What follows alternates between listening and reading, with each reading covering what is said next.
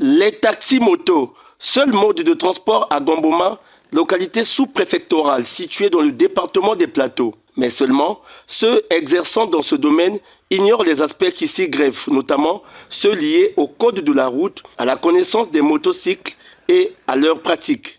D'où l'intérêt de cette formation des jeunes motocyclistes de Gamboma. Lancée ce 11 mai 2024, cette formation initiée par le président d'Aguerre Aliments, Hugues-Henri Ngolondele, prend en compte 266 jeunes. Je voudrais remercier tous les partenaires associés à ce projet pour la bonne collaboration qui a favorisé l'aboutissement de cet événement porté par le Conseil consultatif de la jeunesse.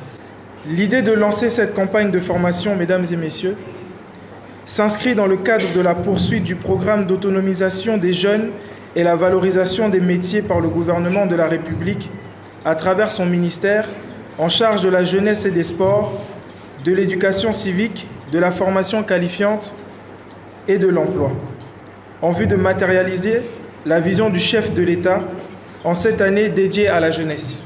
Lançant cette formation qui a connu la participation du directeur général des transports terrestres, le secrétaire exécutif du Conseil consultatif de la jeunesse, Prince Mikris Kabamboko, est revenu sur les conclusions de l'Assemblée générale de l'institution dont il a la charge. Au titre de l'autonomisation de la jeunesse, au titre de la régularisation d'un certain nombre d'emplois dits informels, nous avons inscrit l'activité des motocyclistes sous réserve de formation, sous réserve du respect d'un certain nombre de choses au niveau national. Après ce type de formation, pas à pas, nous allons voir se matérialiser cette noble ambition. Cette formation, ambition nourrie par Hugues-Henri Ngolondele depuis quelque temps, marque ainsi une étape impulsée et franchie par lui et qui sans doute ne laisse indifférents ces jeunes. Nous sommes très heureux d'être les premiers à recevoir cette formation.